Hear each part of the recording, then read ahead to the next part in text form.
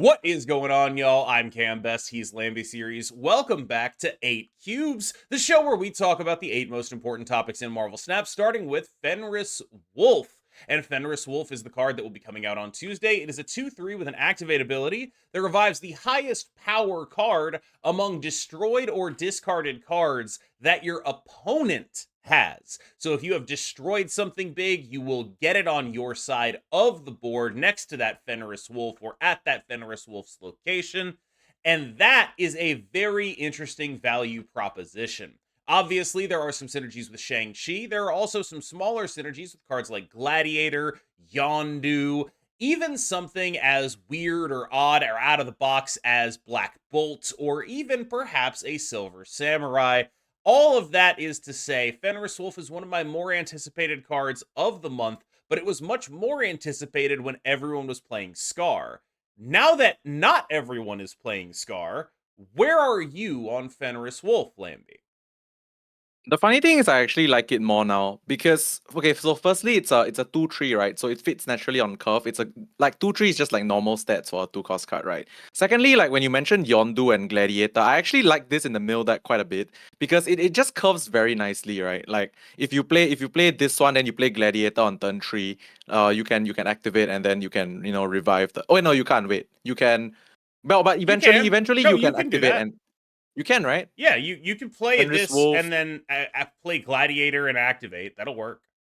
Ah, yes, okay. So that also was running through my mind, and then it felt like a lot of tempo swing and a lot of like points, right? Because it all just curves very naturally. So I actually like this like curve more than like hoping to be able to Shang-Chi a thing and then revive, because Shang-Chi has always felt like a card that you only play on like I mean you play on turn 6 is kind of okay as well. But it's like you have to guess and you have to hope your opponent does like specific things for your Shang to work with the wolf. But for this one, like if you build your deck around it, aka mill, right? Your Yondus, your gladiators, all that kind of thing. It just kind of like your wolf kind of always has targets.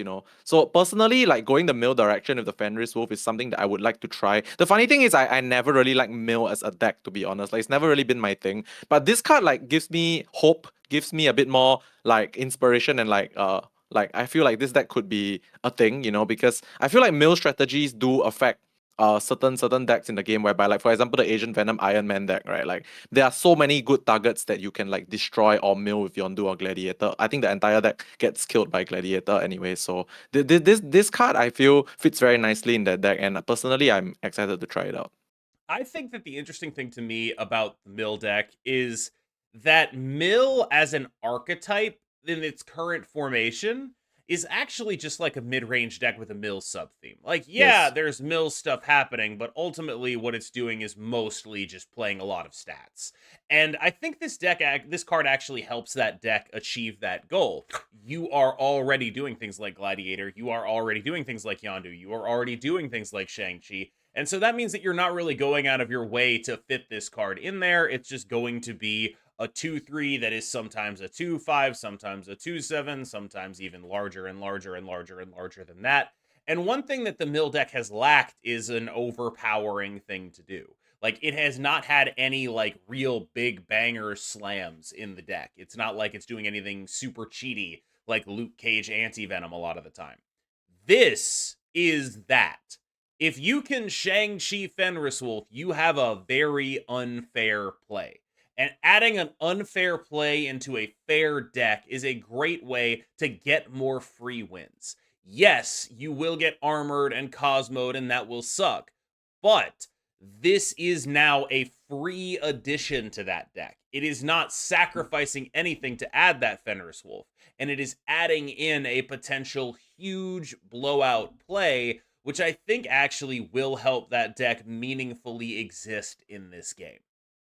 Yeah, the call out that you made about things being free, I think is very important because in the mill deck, fitting a Fenris Wolf is just like I mentioned earlier, it's like the most natural thing ever as well, right? Like you just do your normal thing and then you play your 2/3, you play your 3/8, and then you get the free whatever that you Yeah. blow up with the Gladiator, for example. So I think it just fits very perfectly as well. But having said that, like where else do you think this card could actually fit? Like we keep talking about the destroy like options with Fenris Wolf, right? But what about the discard stuff? Like, are we ever gonna see, I don't know, samurais? Are we gonna see Moon Knights? I mean, that sounds a bit more iffy for sure, but something to It's consider.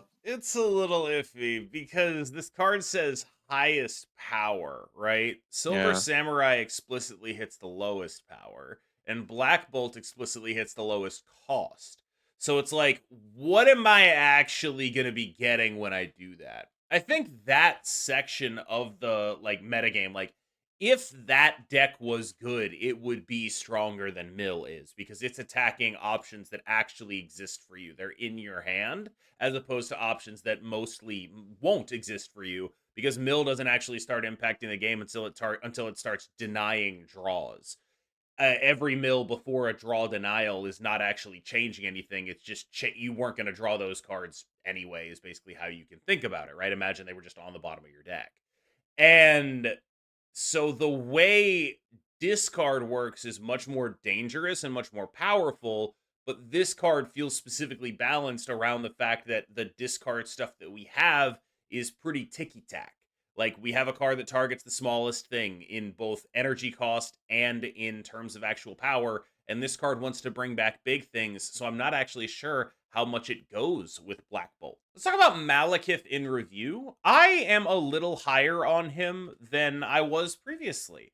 I still think he's a bit of a second banana behind cards like Wiccan and Anti-Venom, and I think that's a fine place for this card to be, but I wouldn't be super surprised if this card ended up taking one of those trajectories where people are like, oh, wait, I kind of can't play this deck without Malekith, or at least Malekith is probably the best in slot. Now, I do think in most cases he's going to be likely pretty replaceable, but I do think that he's going to be a little underrated because of the deck thinning aspect of this card. He's mostly just an oversized 4-drop that thins the deck, and in a lot of just decks like mid-range piles, Wiccan decks, Anti-Venom decks, they are going to be interested in that card a decent amount of the time. And that means that you might end up seeing decks that you can't play if you don't get Malekith. But it also means that if you don't get Malekith, you should be prepared, and I think you can be adequately prepared to do this, to just replace him with a card that you think is at least equivalently good or better, because that will often be an option. He is rarely crucial to the operation of a deck and is more often a sort of garnish on top. Yeah, agree 100% with everything you've said. Currently, what I've seen with Malekith is it's really just it's like you said, a garnish, right? It's really just an add-on for the most part. Like in the decks that I think he's worked for me so far, like I've seen it done some work in like affliction strategies, right? Like I mentioned a few times, like obviously Anti-Venom is the better card, which we will talk about a bit later. But I do think that Malekith being able to pull out the small stuff and letting Yeah. you top deck the bigger things, because you play this on 4, you pull out something that's small for sure. So you thin the deck and then you guarantee yourself a way higher chance of drawing the big guy on 5 or 6, right? So Yeah. I think that makes a lot of sense. Also, the small guy that you pull out a lot of the time in affliction strategies is it doesn't really matter. It just works, right? It could be Hazmat, it could be Luke. It all works for your deck. So I feel like in affliction strategies, the card Malekith is quite a natural fit. Having said that, like Kia mentioned, I don't really think it's like staple per se. It's just a good addition, but if you don't have it, don't really have to like fret too much about it. I think it's a little like speed is sort of where my head Oh would be yeah, at. Where true. it's like, no one's gonna tell you that's a bad card. It is a Mm-hmm. really good card. But it's also like, okay, you don't have speed, you can replace it with copycat, right? Like you can probably put something else in that spot and not disrupt the functioning of the deck. It'll be okay. It's not going to be the greatest thing on earth, but you'll be okay. Whereas, like, if you're missing a core card in the deck, like Anti-Venom, you'll be like, okay, I can't play this deck. And that's sort of where I think of Malekith. Is like, I think there's a chance that this guy ends up as like one of the better 4-drops in the game on a generic rate basis. But I also think that it's usually pretty easy to replace generic rate cards. And that means that you have a real conundrum if you want to decide whether or not you want to pick this guy up right now. I hope that was helpful. So I've been playing Hearthstone recently. And by Hearthstone, I mean I've been playing Thanos Arishem, which is a 33 card deck. And that's been my day. Wait, is it 33 or is it 31? It's what, 15 plus 12, 27 plus 6, 33. It is 33. I did the math right. Literally. Yeah, okay. It's a 33 card deck. And that is actually more than a Hearthstone deck. So, got that going for me. I have no real explanation for why this deck has been succeeding. Whenever I think about this deck, I run through all the scenarios and I'm like, I don't understand what I'm supposed to actually have a good matchup into. I guess my good matchup is mid-range piles, and my bad matchup is anything that has a dedicated synergy thing that goes over the top of me. But I gotta tell you, I've never had the opportunity to play a deck this Clown Fiesta esque in this game. So I think right now, if you happen to own both of these cards, go play some Thanos Shem. It's a blast. It's a very ridiculous thing to ever exist. I currently have a 60% win rate with it. That makes no sense to me. But if you can play the world's weirdest and most fun deck, this is probably the time before people start playing Darkhawk and Cassandra again. Yeah, honestly, this is factually to me also the weirdest and most fun deck in the game right now, simply because you get to do the weird thing whereby you can be bigger than a Hearthstone deck. Well, not all Hearthstone decks. There's this card in Hearthstone called Yeah, Prince yeah, Renathal. yeah. Sometimes they go to Prince 40. I Renathal that lets know, you play I a 40 know. card deck. Yeah, but like for the most part, most decks are 30 cards in Hearthstone, yes. But anyway, so this deck is just meant to not make sense. But because you just make your deck like absolutely inconsistent, but you do get one extra mana every turn, yes, due to Arishem. So I guess you get to dump out. I guess at the end of the day, this is like and it's more of an Arishem deck than a Thanos deck. Because at Yeah. the end of the day, you get the extra energy when whatever you draw, you just dump out. Whatever you draw, you just dump out. And at least I guess the Thanos stuff helps you get through your deck to dump, like to draw stuff and always have stuff to dump out. I guess that's like the consolation of playing this deck. But nah, this is more like a fun deck. I cannot for the life of me believe that this is a good deck. But I guess if you're a good player, you just play anything, right? Like KM, he just plays anything and wins. So I got Cassandra Nova with this deck, and I gotta tell you, that was not fun. I got someone just played like a 30 power Cassandra Nova. It's like, yeah, okay, approximately, yes. I'm good. Like, all right, I'm Follow up with good. Cosmo behind that, right? And then that's it. It's like, all right, what do you don't need a Cosmo. I have 30 Yeah, you're cards not in even my gonna deck. draw the Yeah, Shang-Chi, I'm not dude. gonna You're not even gonna draw find the it. Shang-Chi out of the 30 cards. 30 cards in the deck. I'm not gonna draw my deck. If it's in my hand, it's in my hand, but I'm probably not gonna get to it.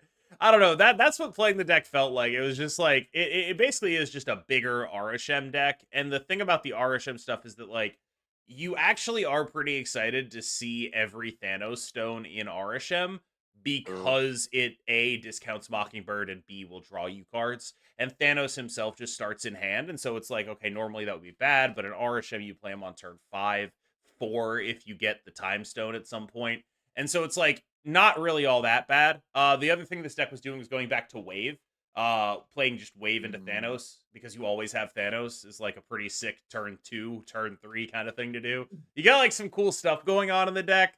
It's weird, and I don't know that it has like necessarily staying power, but it's not like it's doing absolutely nothing. Like I did have games where I did wave Thanos and it was just like, well, it's turn 3 and I have 15 power on the board. Would you care to continue playing this game? And the answer is always no. They didn't want to keep Yeah, I playing. I mean, can't of imagine course, why. it's doing something, right? You get a pile of nonsense every Yep. single turn with extra mana, Yep. right? So you have to read the fine print below, which is like, this deck is good if you draw the Mockingbird. Full stop. Yeah. It's also like this deck is good if you don't play against any of the dedicated high point synergy decks. You can't play against a Moon Girl deck, a Drac Dump deck, a Bounce deck.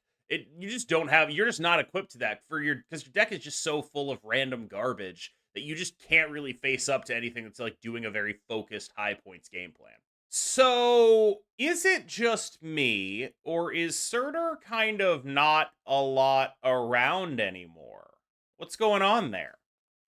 I mean, it's not really just you, I believe. I believe it's for most people as well. Because so what happened with the Surtur deck was that like when the season pass came out, it was like the new fun, quote unquote fun deck to play, right? It was like just play big tens and I got a spot for my big tens. So everyone gravitated to the big tens. And then Thanos got like a bit unnerved, and then people will be like, oh, this is like the next thing I can play again. So just move to Mm-hmm. the next not mid range, by the way, the next mid deck to play.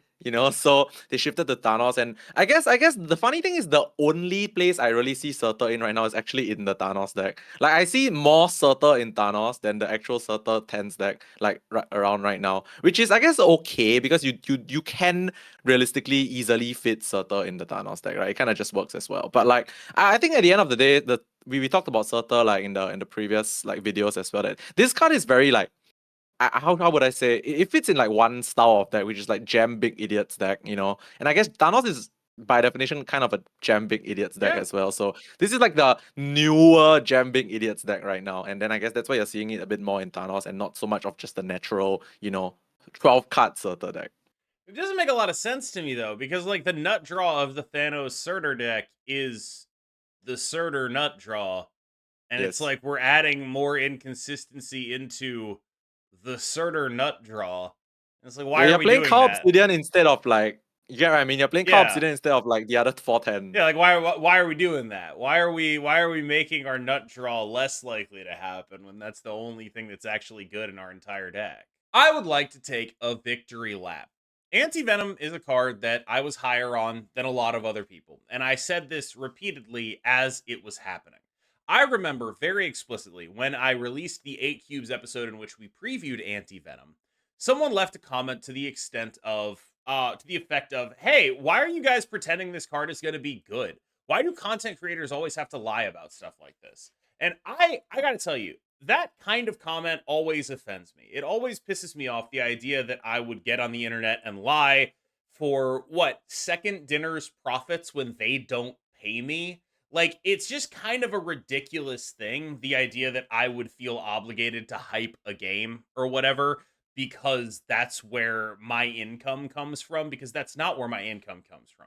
My income comes from the people who watch me because they feel they can trust my opinions. And that, I think, is like this pisses me off a lot, because not only is that like implying that I'm stupid and wrong and biased, they were also wrong. Anti-venom is awesome. Anti-venom is like one of the best cards in the game. I remember making the comparison to Ajax and saying, like, the last time I felt this differently about a card that the community felt about, I felt that Ajax was really good and the community was not very high on him. And I think that comparison is apt at this point. Anti-venom is a core part of every powerful mid-range strategy right now, it feels like. Anti-venom Loot Cage is, we talked about the ability to strap something unfair onto something fair. That is what that is doing. In almost every mid-range strategy, Anti-venom Loot Cage is a big power boost because of that. It is comparable to Wiccan as a build around. It is one of the strongest mid-range cards in the game. And I want to say to that person who said A, that I was wrong, and B, that I was intentionally being wrong for profit question mark, you're wrong, and you did it for free. Yeah. Yeah, so an anti-venom is already currently doing what we think the Fenris Wolf will do for the mill deck, right? Which Could it's just do, give you for the yeah, record. could. What do you say? I just want to say, like, could do, for the record. Could, I yeah, don't could think, do. yeah, because I don't think Yeah. Fenris Wolf is that good compared to Anti-venom. Like, Yeah, Anti-venom, yeah, I of think, course, is a of little course. better. Yeah, Fenris Wolf, don't wanna like stray too much from the topic, but yeah, Fenris Wolf kind of just needs still a little bit of setup, Yeah. regardless of what mill deck you play with. Whereas Anti-Venom is you just kind of just slam it, right? You just slam it, and anything that's free that you draw next is free. I mean, free is free, right? So like at the end of the day, I feel like Anti-Venom, firstly, decent stats. Like this whole argument and conversation actually can even be like a thing because Anti-Venom stat line is actually just a good stat line to begin Yes. with. Like I honestly think that this card, no matter what you hit from Anti-Venom, you can't exactly be upset. It's like, oh my gosh, I'm so upset I drew a free 2 cost card, like I'm Yeah. so upset. Like, no, you can't say that, right? And then when you hit like the Ajax for free, you're just like, oh yeah, this is a good card. I mean, you can't say that it's bad just because you hit a free 2 cost card. It's free. It's literally like 0 mana. So like I feel like Anti-Venom as a mid-range like staple, it makes a lot of sense. Because mid-range decks, what pushes mid-range decks over the top every single time is always the potential like cheat, the potential scam that Hmm. like certain cards let them do. That's why they're like mid-range deck. That's why that particular mid-range deck becomes like the tier 1 mid-range deck, because it's doing like the cheaty thing a bit better than every other mid-range deck. So I feel like Anti-Venom lets like the Wiccan stuff or that do it a bit more like better. I will not just Wiccan, of course, Affliction decks as well. But like in general, I would say slamming Anti-Venom on 4 cannot be a bad thing. Like I think the overarching thing that I want to say, like, do not like mess everything up too much, is slamming Anti-Venom on turn 4 cannot be bad. Like it just cannot be bad. It's just all upside, right? So yeah, Anti-Venom's a good card, guys. It's just a really, really strong, really powerful card. And frankly, if you'd been watching my videos on it, I think you'd have made a pretty informed decision on this card. I don't normally like take victory. Like, sometimes I take victory laps, but only when I'm really different from He the did it with community the claw, perception. guys. He victory lapped the claw. I victory lapped Ajax, and I'm gonna Oh, that's victory true. lap this. Like, this is one where I feel like I was very clearly vindicated. Like, I was different from the consensus in a meaningful way, and I was right, and everyone else was wrong. And the last time that happened was Ajax. Now, all of that said, I want to level a complaint here. I think Luke Cage is a design problem, and I'll explain why. Luke Cage is a single card that covers every aspect of what could be a deep and varied design pool. You want to get rid of the downside of your Anti-venom? Play Luke Cage. You want to get rid of the downside of your Typhoid Mary? Play Luke Cage. You want to beat your opponent's Ajax? Play Luke Cage. You want to beat your opponent's US Agent? Play Luke Cage. Man-Thing? Play Luke Cage. Everything is Luke Cage. And I think that that is ultimately a bad thing for design because it means that every single Afflict design has to be designed around there being a card that says this card has no text. Horrible. Awful. And it's not just a card that says this card has no text, it's a card that is very cheap and splashable and says this card has no text. Now, to be clear, I'm not saying they need to delete Luke Cage. What I'm actually arguing is the opposite. I think there need to be more Luke Cages, but they need to be less absolute. Imagine the following world. We have a 2/3 Luke Cage that affects only your location. We have a 3/5 Luke Cage, except it's an activate that removes all the debuffs on the board. That one's really interesting because of the ways it can play with priority. Maybe we have like a 5/7 Luke Cage, and that's the one that affects every location.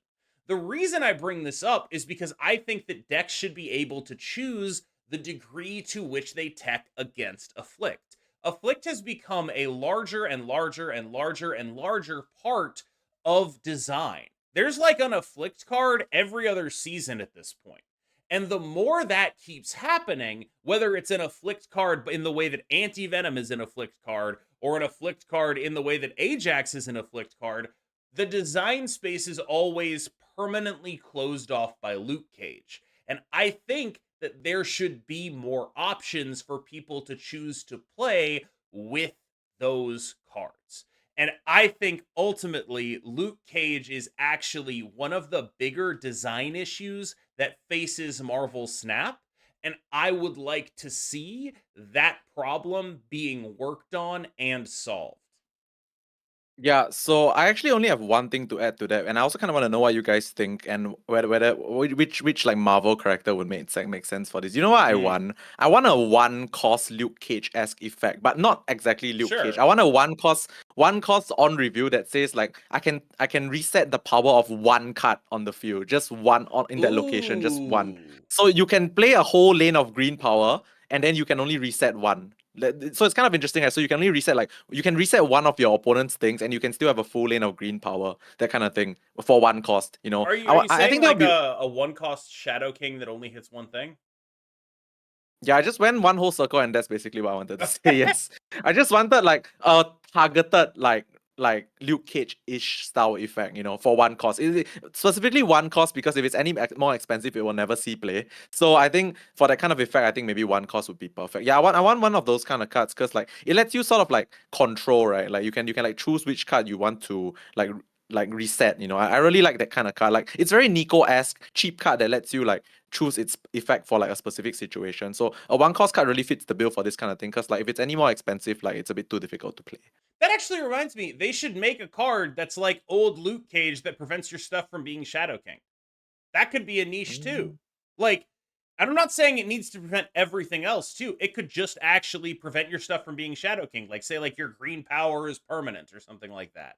Like, Mm. they could do that. There's so many like little like what I'm saying basically is they need to chop Luke Cage into 5 pieces and distribute him across 5 cards. So Luke Cage is like Zodia now, if Yes. effectively what you're He trying to needs to say. be he needs to be chopped up into 5 pieces and there need to be 5 different cards. There needs to be like Lu L- Ooh Cage. That's the that those are sounds the horrible, man. I But I don't was I was going more like left arm of Luke or no. something, or No, no, no, no, right no, no. right sneaker of Cage. Okay, but anyway. The extremely tight t-shirt of Luke Cage. Lamby, you wanted to talk about Agent Venom, and it's because you've still been playing the Thena deck. And I gotta tell you, I have not had any trouble beating that deck. Like, I'm very confused as to like how you're still playing it. It just feels so like, is this one of those classic case of like good player playing 48% win rate deck and he makes it 53% win rate deck kind of deals? I mean, I'll be honest, I play this deck a lot, so I kind of know exactly what to do in almost every situation with this deck. So you might be a bit right. But like honestly, I cannot okay, so chat. I mean not chat, I mean like Chat. comments. The comments people, the subscribers. I honestly think okay, level with me here. I don't Mhm. think everyone will agree with me, but like if I can play a 2/5 on turn 2 that turns my Iron Man into a 5/3, turns my 1 cost into 1/3s that can That's compound, turns still my good. Mystique into a 3/3. Like it's so much power, and maybe I'm winning by less margins right now, which is 100% true. I'm definitely winning by less margins right now because Iron Man is clearly not a 5/4, it's a 5/3. But like, it's a lot of power, guys, and it's so flexible. And like you just your entire deck is just flexible cards. You have Kate Bishop, which is flexibility. Claw is 2 locations. Cosmo is just the god card. It's the god dog, quite literally. But and then like you still run good cards. Your buffs are a bit smaller, but you have natural power. You have counters to the meta game. I feel like this deck is still insane. And then we go back to the point that you're playing the biggest 2 cost card you can play with almost no downside, right? I mean, Lizard is horrible. 2/5 Agent Venom is insane. Maximus is horrible. So 2/5 Agent Venom is the nuts. Like, guys, I swear, I really think this deck is still really good. I mean, maybe KM is just like farming people that are not playing this deck well, but like, I think this deck is still really, really good. I don't know. My instinct is that we have a pretty like this metagame is very full of parity right now. Okay. Like I think most decks are pretty okay. But I do think this deck's like pretty much a step behind basically every anti-venom deck right now. Like if I had to choose a mid-range deck to play, I would take any anti-venom loot cage deck over this right now. It's just going to be bigger, more points, better, and frankly probably win the heads up too because it's an afflict deck. I mean, don't we And just chuck Luke Cage into this, you can like, try, but it's like then right? you're what are you giving up? Like what are I you giving mean, up? speed is a little bit worse You're right now, giving right? up Because it's more a power in a little world where bit you're worse right already now, right? losing power. It's a Like this little is what bit I worse. mean. Like the deck, it's hard. It's hard. It's riding this line that I'm not sure it can ride any longer. Where it's like a lot of its ability to have all these tech pieces in there was predicated on it's fine. I'll make it back up with like 4 power Iron Man, and that isn't happening anymore. And now It's it's fine. like I'll make it back up with 3 power Iron Man. So will like, you? Like, will you I though? Like, will. it's I it's will. it's it's good. It's a fine deck, but it's like I think it's clearly taken a back seat to the other mid range decks. I think at this Okay. point, Okay. like clearly to me, I would rather be playing every anti venom loot cage deck. I would literally rather be playing the Ronin anti venom loot cage deck, which actually plays that Maximus you shit on so hard earlier. I would Why literally not we that just play some anti-venom deck that has an Iron Man as well? That's a high roll. that's That in could the make Ronin sense, deck right? actually. Oh, that Yeah. makes sense then. He's doing like That Ronin makes Mystique with sense then. Iron Man. Yeah, like it's pretty okay. But yeah, I would literally rather do that. Like, and that's sort of where I'm at. Like, I don't think Iron Man is bad. I don't think any of that. Like that's not bad. It's just like the deck as a whole, the cohesive full stack amount of points. It's not where I want to be right now, especially given how many other people are playing friggin' Luke Cage afflict decks. Like, you're just gonna get US agented and cry. Now, you might think from the title of this that we're going to be talking about me, we're going to be talking about the best deck. What we're actually going to be talking about is that this might be the best metagame. I've never been in a metagame where people are playing more weird crap. This right now is actually the time to play Marvel Snap. I realize that's ridiculous, but I don't know when this is going to end. All I can tell you is I've been playing 33 card Thanos Shem and winning, which is insane because I'm pretty sure that deck is extremely mid. Lambie's been playing a deck that we're also pretty sure is extremely mid and winning. What that says to me is a lot of parity. Play now before people figure out something that's actually busted, okay? Wait in like 3 or 4 days, probably everyone's going to be playing some point spam deck and all these mid-rangey bullshit decks are not going to be available anymore. Play now. Now is the fun time. Yeah, I even saw. I don't even think this is a meme because I realized this is actually a thing. Have you seen the Surfer deck that can blink into Sarah like very consistently? Yeah, It only plays that's a splat deck. Yes, I'm no, aware of that deck. Yes. but like it works more often than I realize it works because you only play threes and then the five. So it's either Blink or Sarah on five, right? It's kind of interesting that it actually works I more mean, consistently than I think it did. But Works. like okay, so my point here is not about to highlight that deck. I just experienced that deck and I was a bit traumatized. But Yeah. like the point is like this is the one episode in like 1 year of like 8 cubes that KM and I have gone back and forth the most. I think this is the episode that we've gone back and forth the most, and it also just means that this is the like current meta right Yep. now that you really can debate. Like it's everything is debatable because there is no like he says that anti-venom is great. I also think anti-venom is great. He thinks that the Asian venom that is a bit not so great. I think it's still great. Like it's all debatable, and like maybe some level of player skill can come in here and there to just like put a certain deck a bit higher on the pedestal, you know. But like it doesn't mean that the other deck's bad. Like there's also even really an argument to make with Thanos, right? Thanos is mid. Thanos Arishem is definitely like not meant to work, It but it's all definitely, but it playable. does. Yeah. Yeah, it's all playable. That's the thing. So I feel like this meta right now, there's no like you know certain metas. There's that strict tier 0 deck that if you don't beat it, you just have to play it. That kind Mhm. of thing. There isn't that right now. There's no deck that is like if I don't play this, I can never climb. I don't think there's a single deck that's like that right now. Yeah. And that is the bombshell that we are going to be ending on. Thank you so much for watching 8 Cubes. As always, I've been Cam Best. He's been Lambie Series, and we are so grateful that you made it to the end of the episode. Lambie, take us out of here.